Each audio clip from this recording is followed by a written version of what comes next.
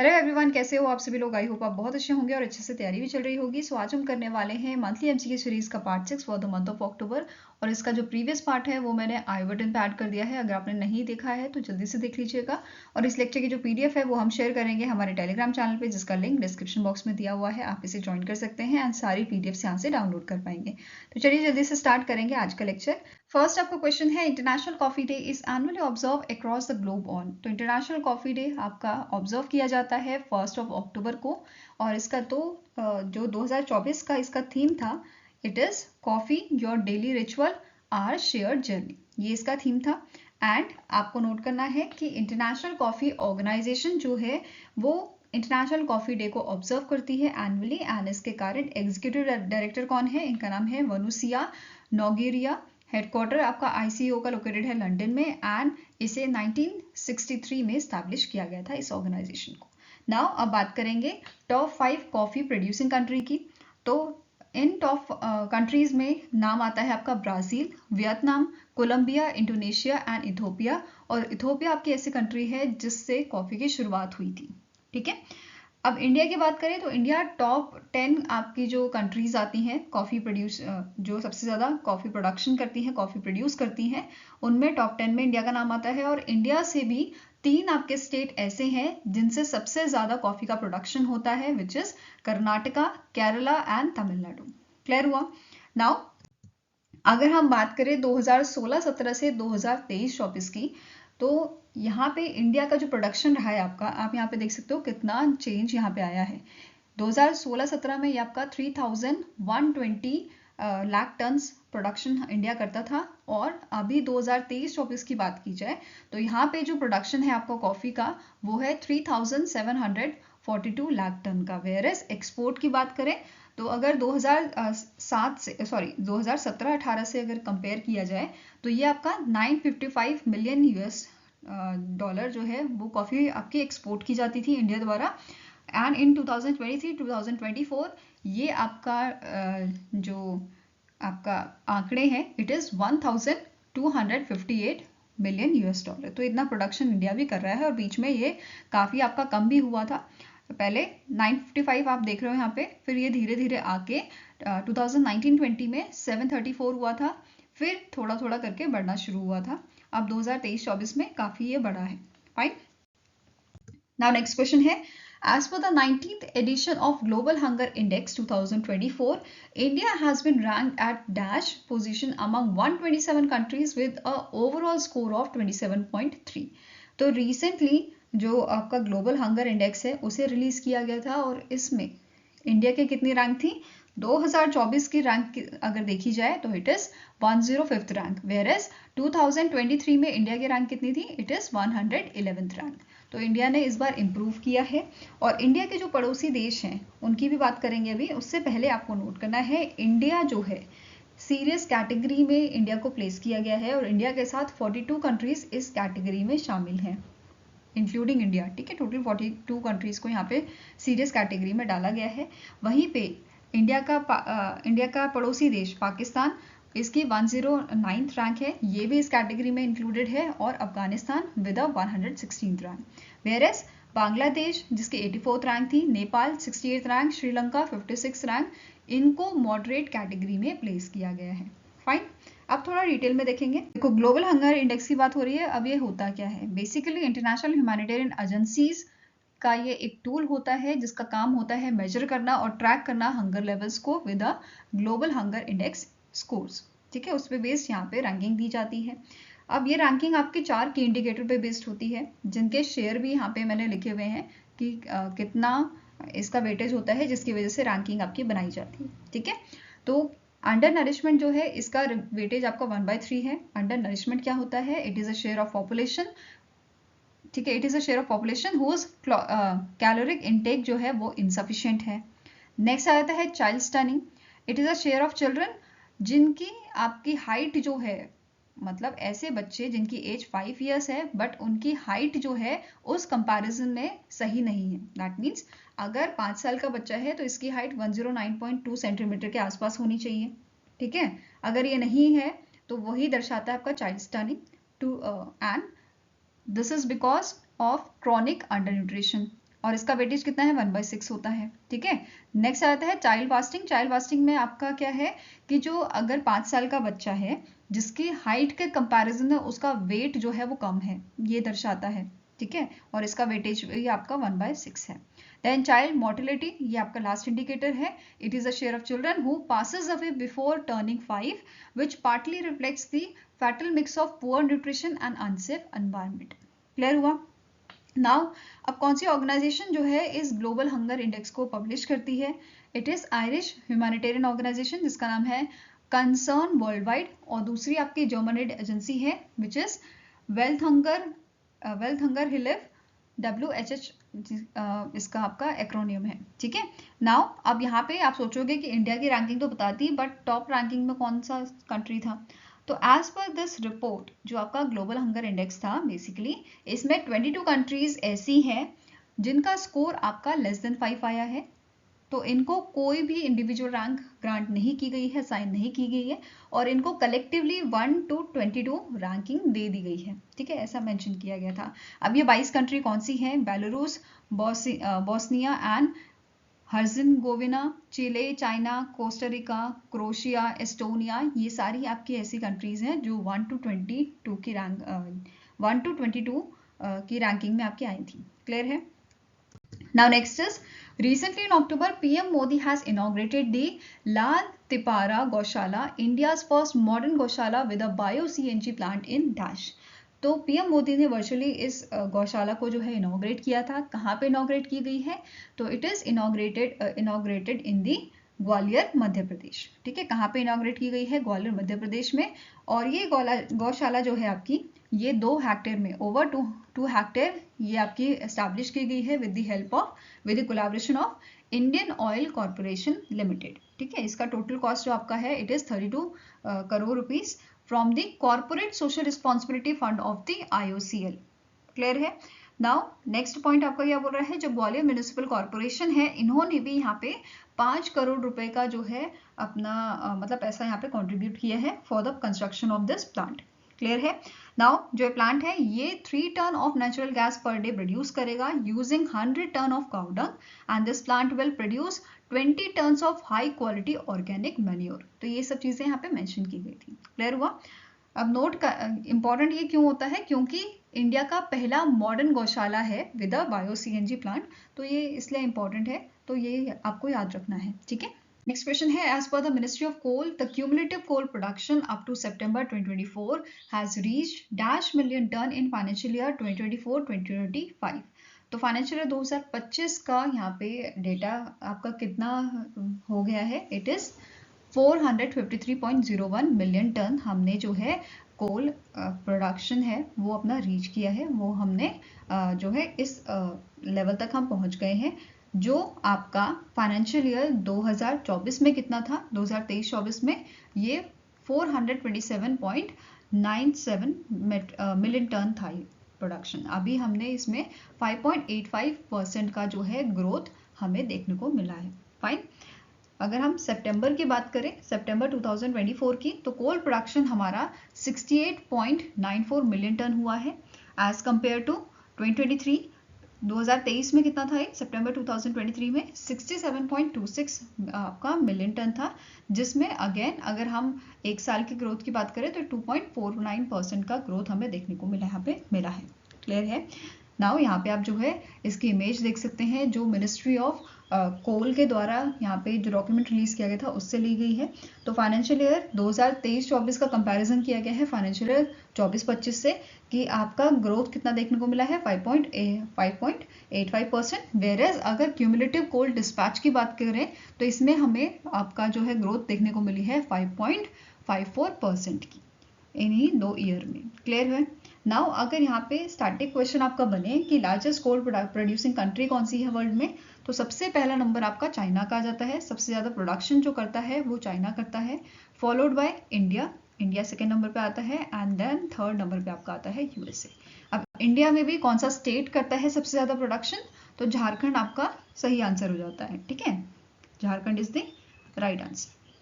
Now next question है, the World Health Organization has officially recognized dash country for eliminating trachoma as a public health issue. तो recently WHO ने officially recognise किया है India को for eliminating trachoma. Clear है? India जो है world में 22nd कंट्री बना है जिसने एलिमिनेट किया है ट्रैकोमा को। और अगर बात की जाए साउथ ईस्ट एशिया रीजन की, तो यहाँ पे 3rd कंट्री बना है। इंडिया से पहले नेपाल और म्यांमार ऑलरेडी एलिमिनेट कर चुके हैं ट्रैकोमा को, जो आपकी एक आई डिजीज होती है। क्लियर है? नाउ इंडिया ने इस डिजीज को एलिमिनेट करने के लिए क्या क्या इनिशिएटिव लिए थे? तो 1963 में इंडिया ने इंट्रोड्यूस किया था national trachoma control programme with support from WHO and UNICEF, United Nation Children's Fund, और WHO वर्ल्ड हेल्थ ऑर्गेनाइजेशन के सपोर्ट से national trachoma control programme India के गवर्नमेंट द्वारा लॉन्च किया गया था। इसके बाद 1976 में national programme for control blindness and visual impairment आपका लाया गया था। फिर इसके बाद WHO सेफ स्ट्रैटेजी अपनाई थी इंडिया ने, और 2017 में इंडिया को डिक्लेयर किया गया था free from infectious trachoma.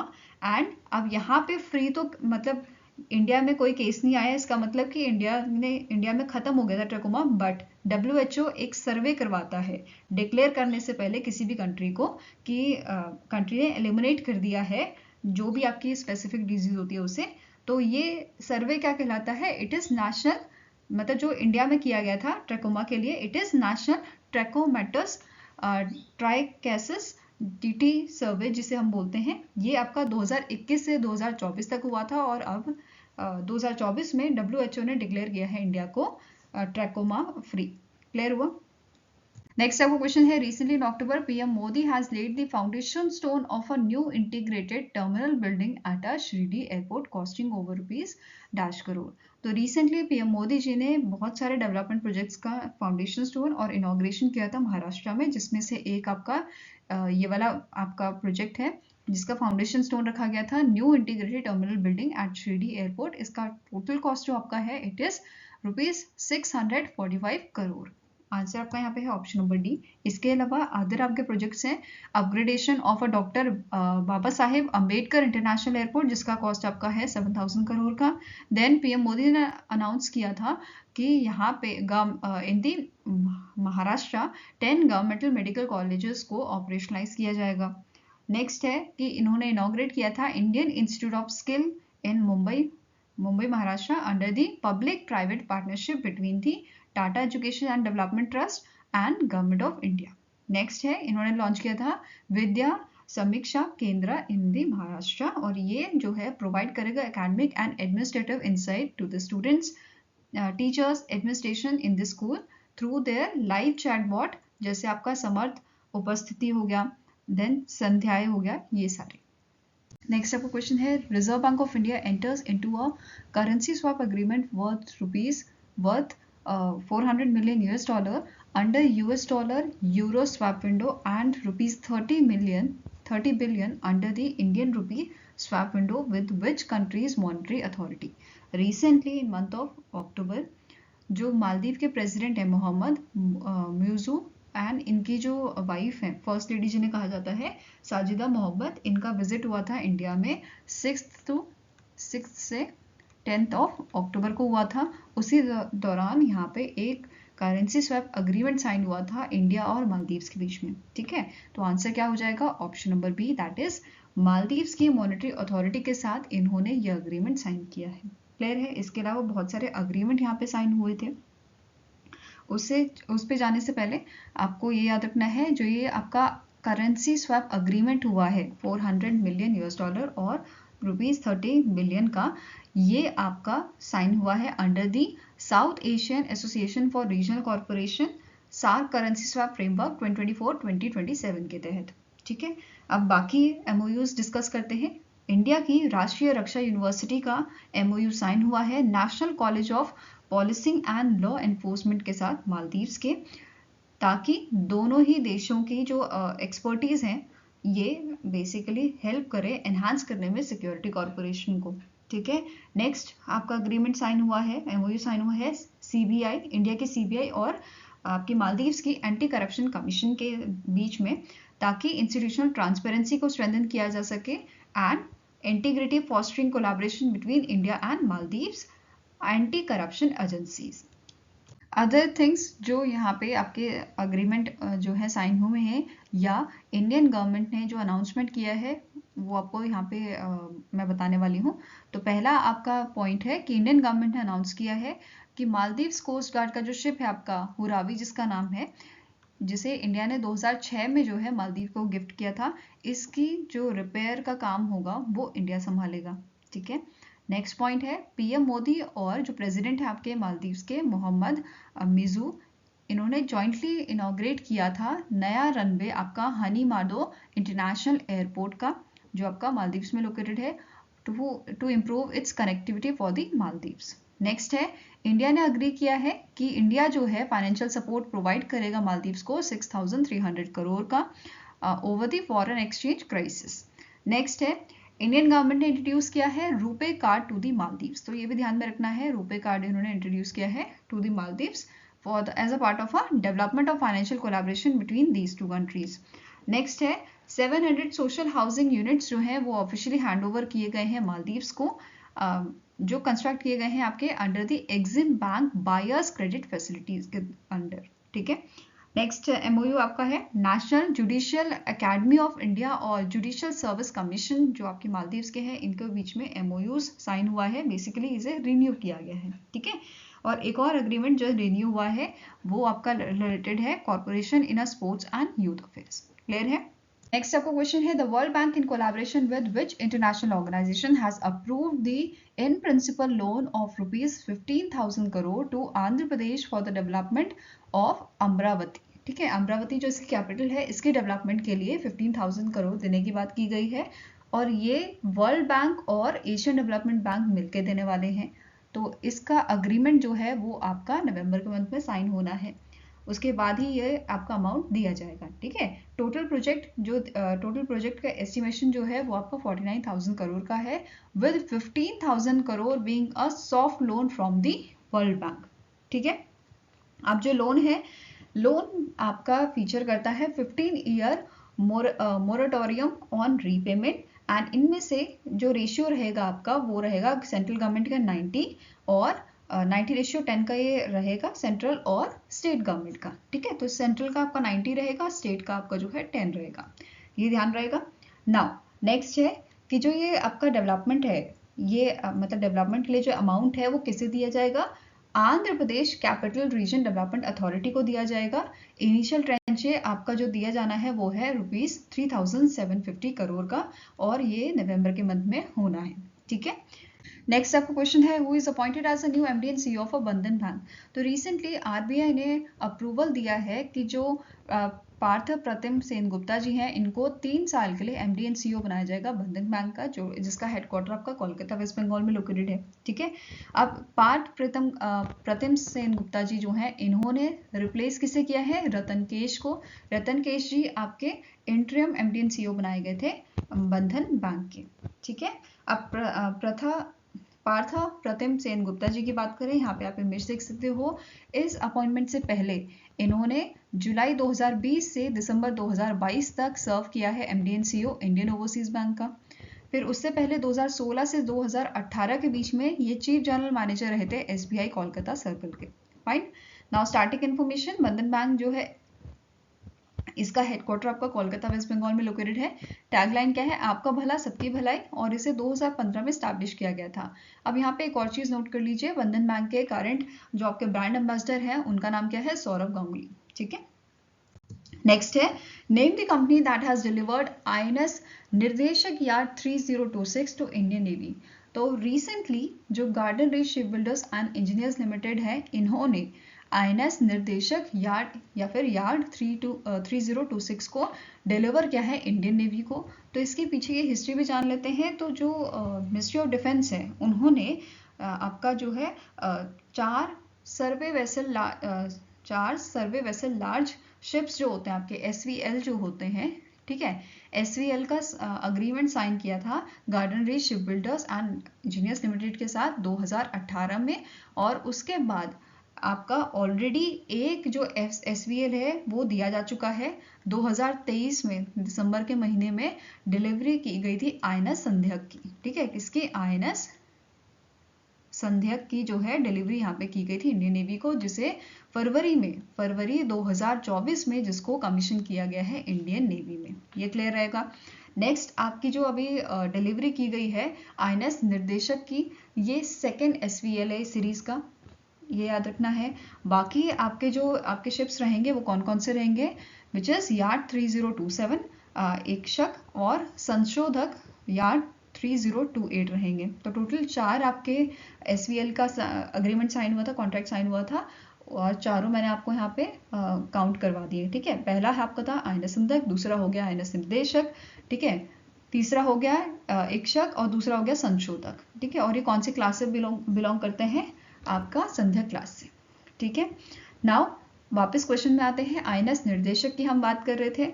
INS निर्देशक को डिजाइन किसने किया है, worship design bureau of Indian navy, and it is constructed at the GRSA garden reach ship builders and engineers limited के हेडक्वार्टर में, जो आपका कोलकाता वेस्ट बंगाल में है। ठीक है, INS निर्देशक के फीचर्स देखें तो इसकी लेंथ है आपकी 110 मीटर की, और डिस्प्लेसमेंट इसका रहेगा आपका 3400 टन्स का। ठीक है, नाउ नेक्स्ट क्वेश्चन है, इन अक्टूबर 2024 the defence security corporation agency, जो आपकी यूएसए गवर्नमेंट की एजेंसी है, इन्होंने अप्रूव किया है the sale of 53 Mk54 lightweight torpedo all up rounds to which country in a deal valued at approximately 175 million $. तो यहाँ पे डिफेंस सिक्योरिटी कॉर्पोरेशन एजेंसी की डील साइन हुई है इंडिया के साथ, और ये इंडिया को 53 Mk54 लाइटवेट टॉर्पेडो सौंपेंगे। ठीक है, अब जो ये टॉर्पेडोज हैं ये इंडिया यूज़ करेगा MH-60 आस सेवक हेलीकॉप्टर्स में, ताकि जो हमारी नेवल इंडियन नेवी है उसकी जो कैपेबिलिटीज़ हैं वो और इम्प्रूव हो सके और एनहांस हो सके। ठीक है, अब MK54 की बात करें तो ये टॉर्पेडो आपका एडवांस लाइटवेट वेपन है, जिसे डेवलप किया है रेथॉन इंटीग्रेटेड डिफेंस सिस्टम ने अलॉन्ग विद US नेवी।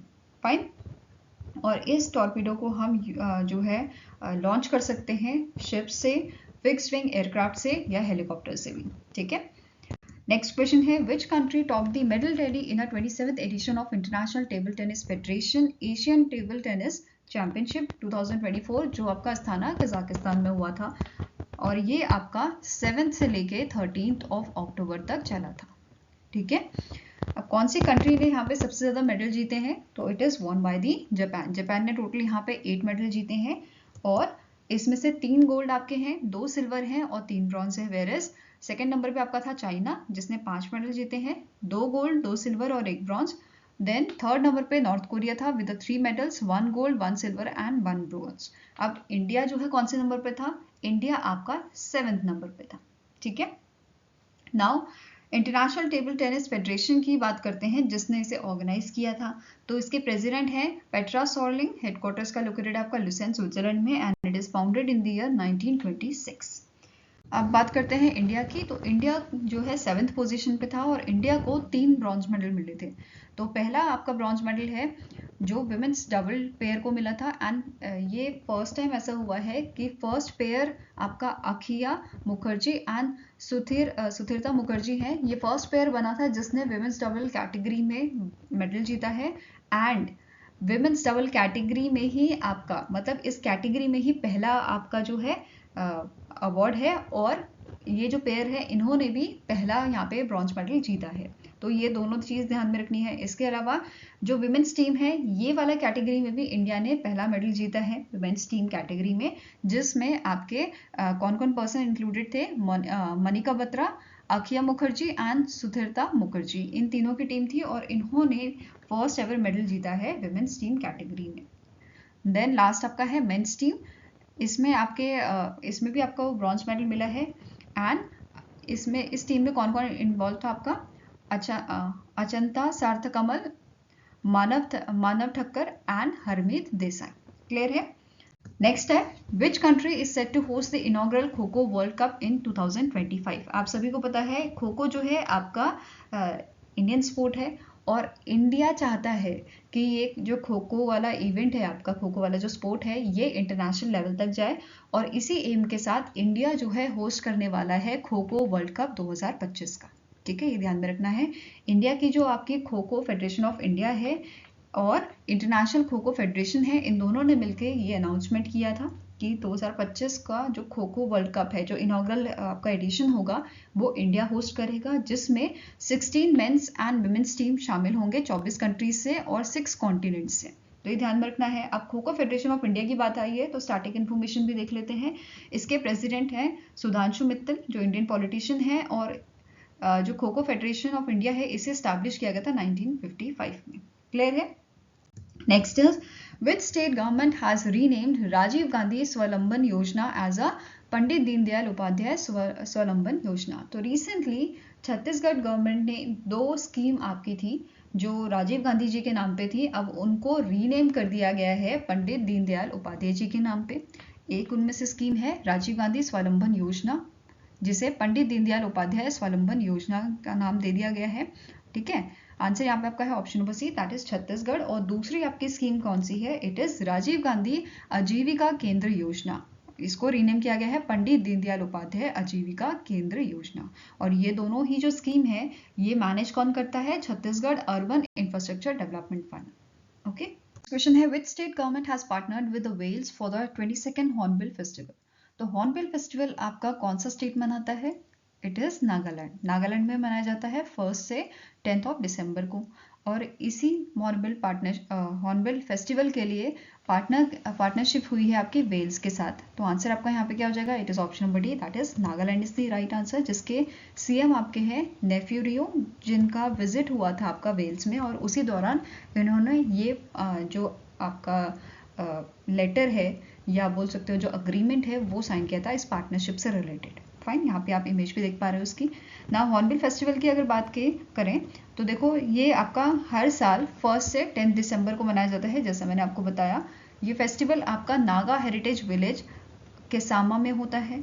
इसका जो फेस्टिवल है, ये फेस्टिवल नागालैंड की एथनिक ग्रुप्स जो होते हैं वो इसको सेलिब्रेट करते हैं, और इस फेस्टिवल को, हॉर्नबिल फेस्टिवल को हम फेस्टिवल ऑफ फेस्टिवल्स भी कहते हैं। क्लियर है? नेक्स्ट इज इस फेस्टिवल का मेन एम क्या है? जो इंटर ट्राइबल इंटरेक्शन है उसको एनकरेज करना, प्रोटेक्ट करना नागा हेरिटेज को, और टूरिज्म को बढ़ावा देना, बूस्ट करना। फाइन, और इसे ऑर्गेनाइज कौन करता है? हमारी यूनियन गवर्नमेंट और states tourism and art and culture department. ये क्लियर है?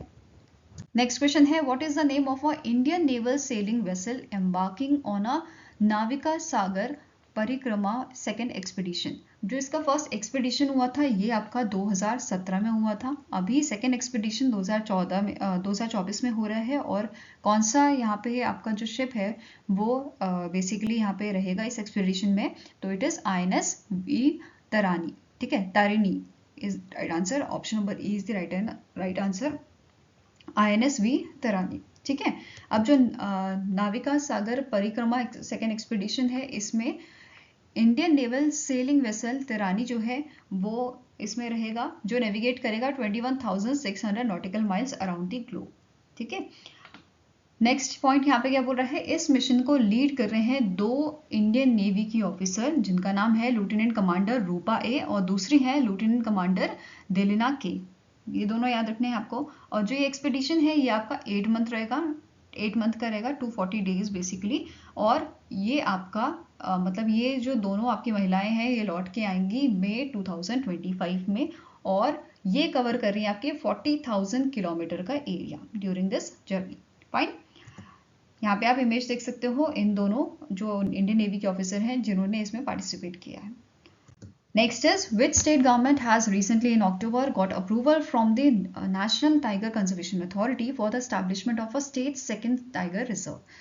तो बिहार को जो है, बिहार गवर्नमेंट को अप्रूवल मिला है नेशनल टाइगर कंजर्वेशन अथॉरिटी से कि वो अपना सेकेंड टाइगर रिजर्व स्टैब्लिश कर सकते हैं। पहला टाइगर रिजर्व इनका था आपका वाल्मीकि टाइगर रिजर्व।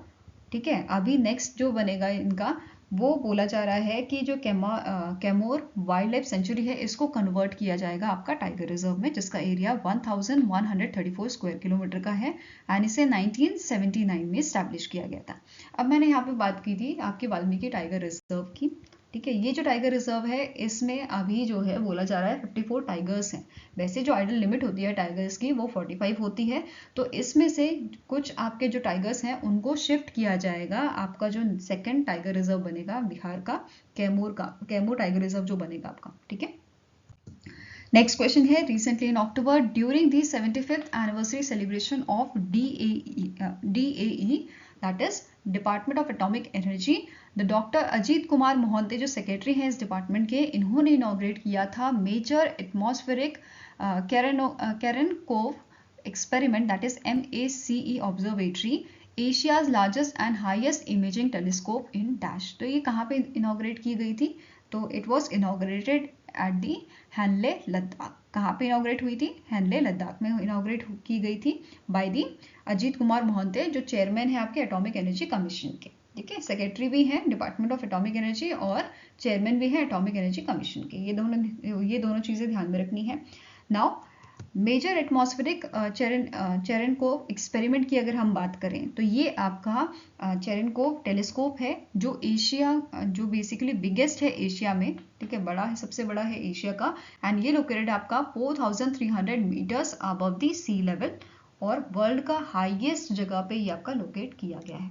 ठीक है, नेक्स्ट पॉइंट है, it is indigenously build by Mumbai based Bhabha atomic research centre BARC द्वारा इसको जो है इंडिजिनियसली बिल्ड किया गया है with the help from Hyderabad electronics corporation of India limited. ठीक है, इलेक्ट्रॉनिक्स कॉर्पोरेशन हैदराबाद बेस्ड जो ऑर्गेनाइजेशन है आपकी electronics corporation of India limited, इसके सपोर्ट से इसे बनाया गया है एंड साथ में आपके अदर पार्टनर्स भी यहाँ पे थे।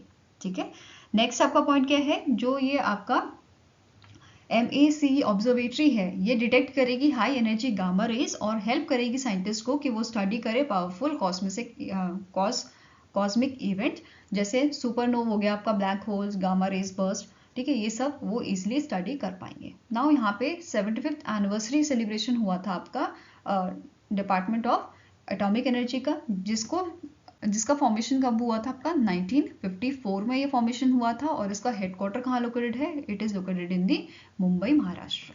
ठीक है, नेक्स्ट क्वेश्चन है, union minister doctor Mansukh Mandaviya जो आपके यूनियन मिनिस्टर हैं ministry of labour and employment के, he chaired the 194th meeting of employees state insurance corporation that is ESIC at a New Delhi. During the meeting the unemployment allowance scheme for the insured person which is अटल बीमित व्यक्ति कल्याण योजना, इस scheme को extend किया है आपका 1 जुलाई 2024 से till the जून 2026। तो ये डिसीजन यहाँ पे लिया गया था, तो आंसर आपका हो जाएगा ऑप्शन नंबर डी। और इसी के साथ अदर चीजें भी यहाँ पे डिसाइड की गई हैं, जैसे मिनिस्टर ने अनाउंस किया है provision of a medical care to ESIC beneficiaries under the Ayushman Bharat Pradhan Mantri Jan Arogya Yojana. तो यहाँ पे जो ESIC के बेनिफिशियरीज होंगे उनको इन पैनल हॉस्पिटल में ट्रीटमेंट दिया जा सकेगा। ठीक है, ये वहाँ पे ट्रीटमेंट करवा सकते हैं अपना। इसी के साथ दूसरा आपका पॉइंट है, जो ESIC है, ESIC ने अप्रूव किया है कि स्टैब्लिश किया जाएगा 10 नए medical colleges across various states, जैसे जिसमें अंधेरी महाराष्ट्र का नाम है, दिल्ली का नाम है, गुवाहाटी असम का, इंदौर का, देन जयपुर, लुधियाना, ये सब जगहों पे ये आपके 10 नए मेडिकल कॉलेजेस जो हैं स्टैब्लिश किए जाएंगे। इसी के साथ दूसरा पॉइंट है, new paramedical and nursing courses भी अप्रूव किए गए हैं जो ESIC जो आपके ऑफर किए जाएंगे सेवरल ESIC मेडिकल कॉलेजेस में एड्रेस करने के लिए to the need of a train health care professionals, जो आपके लोकेटेड होंगे अलवर राजस्थान में, Bihta Bihar, Faridabad Haryana and so on. Now starting information देखिए ESIC की। ESIC के डायरेक्टर जनरल करेंटली हैं अशोक कुमार सिंह। पेरेंट मिनिस्ट्री आपकी है Ministry of labour and Employment, headquarter New Delhi में लोकेटेड है और इसे 1952 में स्टैब्लिश किया गया था। नेक्स्ट आपका क्वेश्चन है, the union minister Shivraj Singh Chouhan has launch the Gram Sadak survey and planning tool in which of the following state.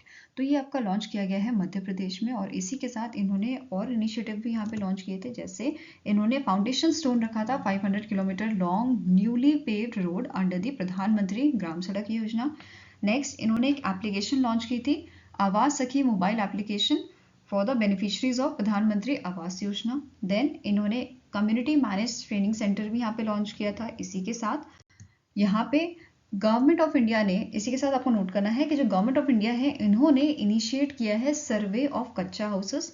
ठीक है, इसमें क्या होगा, जो नए बेनिफिशरीज हैं उनको आइडेंटिफाई किया जाएगा अंडर दी प्रधानमंत्री आवास योजना ग्रामीण, और जो ये सर्वे होगा ये आपका विद इन 6 मंथ जो है कंप्लीट किया जाएगा।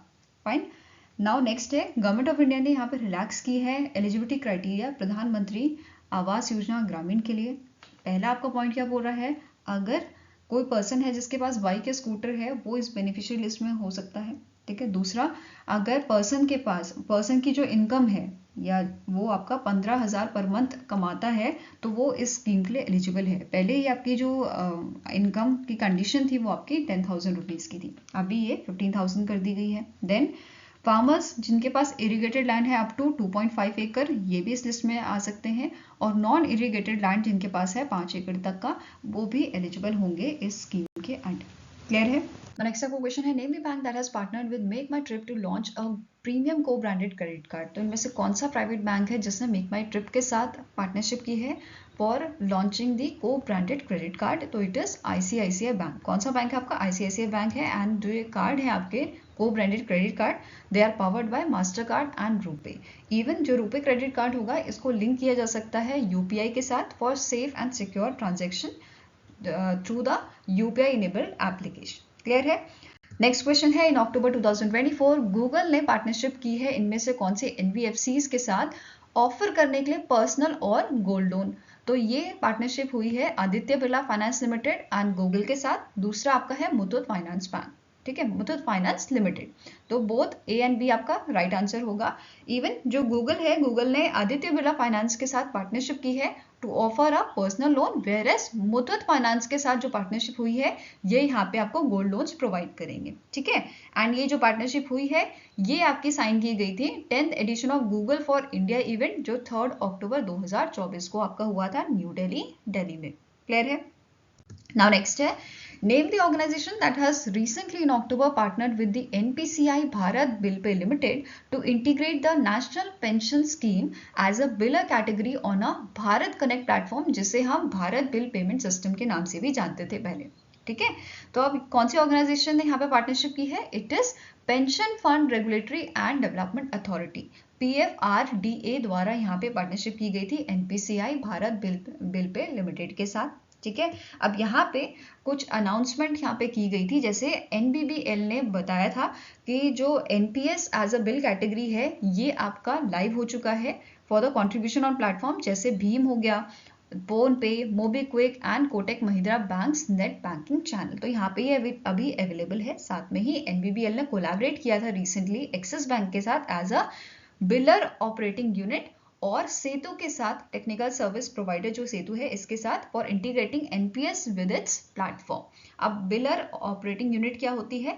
Basically it is a responsibility जो इंक्लूड करती है ऑनबोर्डिंग बिलर्स को, हैंडल करती है messages, alerts, settling funds on behalf of the billers, और मैनेज करती है डिस्प्यूट्स या जो कंप्लेंट्स होते हैं उनको। क्लियर है। वेयरएज टेक्नोलॉजी सर्विस प्रोवाइडर क्या होता है? ये आपका सेतु है जो टेक्नोलॉजी सर्विस प्रोवाइड करता है which is owned by your pine labs. ठीक है। नाउ नेक्स्ट बात करेंगे NPS की। NPS इंट्रोड्यूस किया था सेंट्रल गवर्नमेंट ने to help the individuals have a income in a form of pension to take care of their retirement needs. ठीक है। अब इसको मैनेज कौन करता है, रेगुलेट कौन करता है? PFRDA, pension fund regulatory and development authority इसको मैनेज करती है।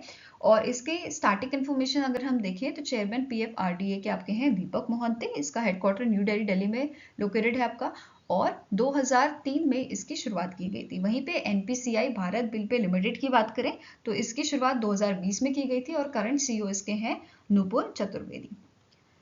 नेक्स्ट क्वेश्चन है, name the personality who is appointed as a new CEO of a Sony Pictures Entertainment with effect from 2 January 2025। तो अगर हम बात करें करंट CEO कौन है तो इनका नाम है टोनी विंसिक्वेरा, वेरेस नए जो अपॉइंट किए गए हैं इनका नाम है आपका रवि आहूजा, जिनका जो टेन्योर है वो आपका 2 जनवरी 2025 से शुरू होगा।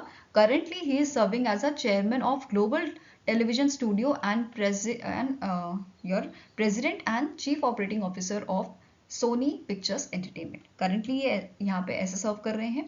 वेरेस टोनी विंसिक्वेरा जो है ये अभी तो आपके जो है चेयरमैन एंड CEO हैं सोनी पिक्चर्स एंटरटेनमेंट के, एंड जब इनका टेन्योर खत्म हो जाएगा तब भी ये आपका दिसंबर 2025 तक सर्व करेंगे as a non executive chairman in this organisation.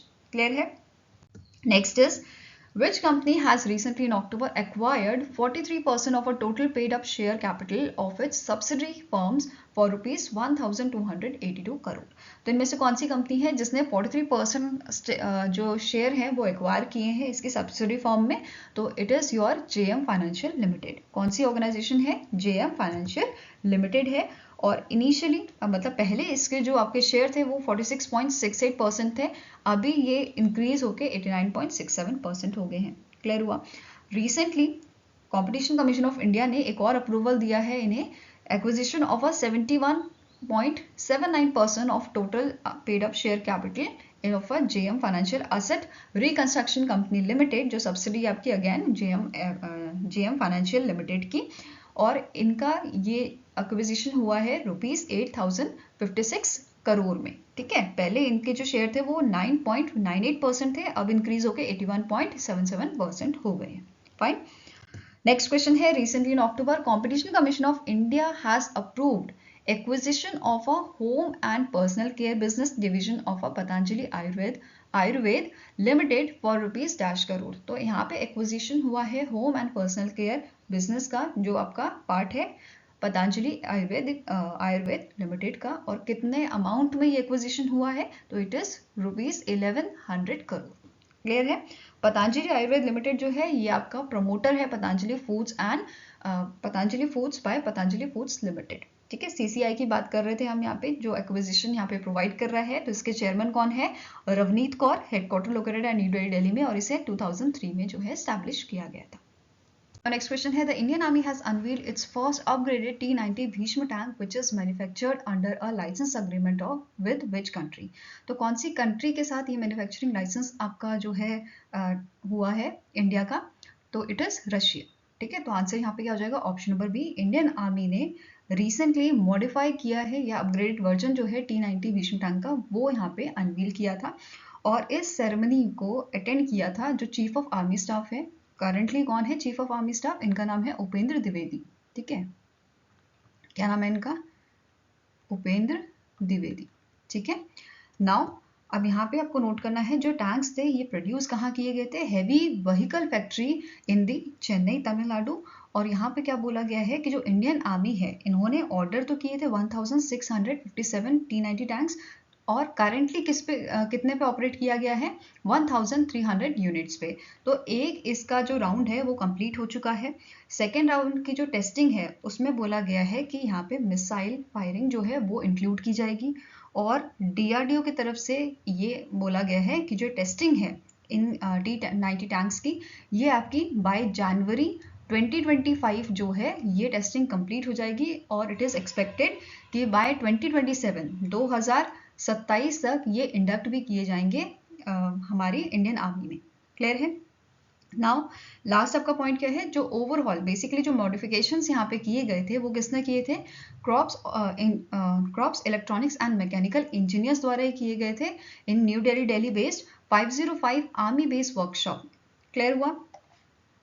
Next आपको क्वेश्चन है, the world cotton day is annually observe across the globe. तो इस बार हमने इसका 4th एडिशन ऑब्जर्व किया था ऑन दी 7 अक्टूबर 2024 को। ठीक है, 4th एडिशन ऑब्जर्व हुआ था। अब इसकी थोड़ी अगर हिस्ट्री देखें हम वर्ल्ड कॉटन डे की, तो इसका जो आइडिया था वर्ल्ड कॉटन डे को स्टार्ट करने का, ये 2019 में स्टार्ट हुआ था, जब 4 कॉटन प्रोड्यूसर जो आपके सब सहारा अफ्रीका में है, that is Benin, Burkina Faso, Chad and Mali, इन्होंने इस आइडिया को प्रपोज किया था, जिन्हें कॉटन 4 के नाम से भी जाना जाता है। और ये इन्होंने आइडिया रखा वर्ल्ड ट्रेड ऑर्गेनाइजेशन के सामने कि हमें ऑब्जर्व करना चाहिए वर्ल्ड कॉटन डे 7 अक्टूबर को। ठीक है, अब नाउ इसके अलावा 2024 का जो इवेंट था उसके तरफ थोड़ा ध्यान देते हैं। तो वर्ल्ड कॉटन डे जो है ये आपका सेलिब्रेट किया गया था 7 अक्टूबर को। फर्स्ट टाइम बेनिन कॉटोनू जो सिटी है आपकी बेनिन की, एंड यहाँ फर्स्ट टाइम ये ऑब्जर्व हुआ था। साथ में ही नोट करना है ये फर्स्ट अफ्रीकन कॉन्टिनेंट में पहली बार जो है ऑब्जर्व किया गया है। ठीक है, ये चीज़ याद रहेगी। अब जो इवेंट यहाँ पे हुआ था आपका बेनिन में, इसका नाम था कॉटन फॉर गुड, और इसे जॉइंटली ऑर्गेनाइज किया गया था बेनिन की गवर्नमेंट ने, secretariat of a international cotton advisory committee, in corporation with the FAO, food and agriculture organisation, then आपका WTO, international trade centre, united nation conference on trade and development, then आपका UNIDO, united nation industrial development organisation, इन सब ने मिलके इस जो ये आपका इवेंट था इसे ऑर्गेनाइज किया था। क्लियर है? Now next आपका क्वेश्चन है, name the multinational maritime exercise in which INS Talwar has recently in October participated at the Simon's Town in South Africa. तो इस एक्सरसाइज का नाम आपका है IBSAMAR, ठीक है, IB समर 8th इसके इस एक्सरसाइज का नाम था, जिसमें इंडिया की तरफ से आईएनएस तलवार ने पार्टिसिपेट किया था और इंडिया के साथ साथ साउथ अफ्रीका और ब्राजील की जो आपकी नेवी है उन्होंने भी यहाँ पे पार्टिसिपेट किया था। ठीक है, कौन सा एडिशन था? 8th एडिशन था। ये आपका 6 से 18 अक्टूबर तक चला था। नाउ इंडियन नेवी की बात करें तो इंडियन नेवी के चीफ ऑफ नेवल स्टाफ कौन है करंटली? इनका नाम है दिनेश कुमार त्रिपाठी। हेडक्वार्टर लोकेटेड है आपका इंडियन नेवी का न्यू दिल्ली में और इसे 1950 में स्टैब्लिश किया गया था। क्लियर है? नाउ नेक्स्ट है, the dash edition of multinational maritime exercise Malabar was conducted off the coast of Visakhapatnam, Andhra Pradesh. तो मालाबार का एक्सरसाइज का आपका कौन सा एडिशन था? It was the 28th addition, जो आपका 8 से, ठीक है, 8 से 18 अक्टूबर तक चला था। ये क्लियर है? अब मालाबार एक्सरसाइज जो है इसकी शुरुआत कब हुई थी? शुरुआत इसकी 1992 में हुई थी, जब इंडिया और USA के बीच में एक्सरसाइज होती थी। फिर 2015 में इसका परमानेंट मेंबर बना था आपका जापान। फिर जापान भी इस एक्सरसाइज में शामिल हो गया था और 2020 में एक और कंट्री इसका पार्ट बनी थी विच इज ऑस्ट्रेलिया। ठीक है, तो ये याद रखना है, 1992 में इसकी शुरुआत हुई थी। फिर इनिशियली इंडिया और USA के बीच में होता था, फिर जापान इसमें जुड़ा, उसके बाद ऑस्ट्रेलिया इसमें जुड़ा और अब ये एक्सरसाइज आपकी 4 कंट्रीज के बीच में हो रही है। क्लियर है? अब इंडिया की तरफ से इसमें INS दिल्ली ने पार्टिसिपेट किया था। देन USA को रिप्रेजेंट किया था P8 पेसिडियन ने। Then Arleigh Burke class guided missile destroyer जो आपका US का है वो भी इस एक्सरसाइज का पार्ट बना था। देन डिस्ट्रॉयर स्क्वाड्रन जो आपका 15 है ये भी इसका पार्ट था। देन जापान की तरफ से मुरासेम क्लास डिस्ट्रॉयर JS एरिके DD 109 ने यहाँ पे जापान को रिप्रेजेंट किया था। ऑस्ट्रेलिया की तरफ से Anzac class frigate HMAS Stuart FFH 153 भी इसमें शामिल हुआ था। इसी के साथ जो आपका ऑस्ट्रेलियन नेवी का, ऑस्ट्रेलियन एयरफोर्स का जो आपका मैरीटाइम पेट्रोल एयरक्राफ्ट है P8A, ये भी इस एक्सरसाइज में शामिल हुआ था। क्लियर है? नाउ इंटरनेशनल डेज की बात करें तो जो आपका वर्ल्ड स्पेस वीक है ये कब मनाया जाता है? 4 से 10 अक्टूबर को ये मनाया जाता है और इसकी थीम 2024 की थी space and climate change. It is space and climate change. ठीक है, नेक्स्ट आपका है वर्ल्ड सेरेब्रल प्लेस डे जो आपका 6 अक्टूबर को ऑब्जर्व किया जाता है और इसकी थीम है uniquely CP, that is cerebral place.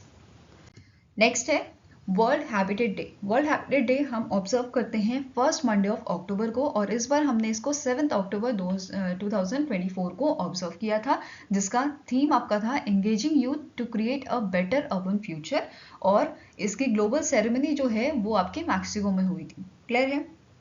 Now next है कि UN हैबिटेट ने प्रेजेंट किए थे बहुत सारे 5 विनर्स को प्रेस्टिजियस अवार्ड जो है वो यहाँ पे प्रेजेंट किए थे। 2024 का जो एडिशन था इसके ऑब्जर्वेंस जब ऑब्जर्व हुआ था उसके दौरान, ऑब्जर्वेंस के दौरान, और ये जो अवार्ड हैं ये ऐसे इंडिविजुअल और ऐसे इंस्टीट्यूशंस को दिए जाते हैं जिन्होंने बहुत अच्छा कंट्रीब्यूशन दिया होता है टू दी अर्बन डेवलपमेंट। अब इस ये 5 विनर आपके कौन से थे?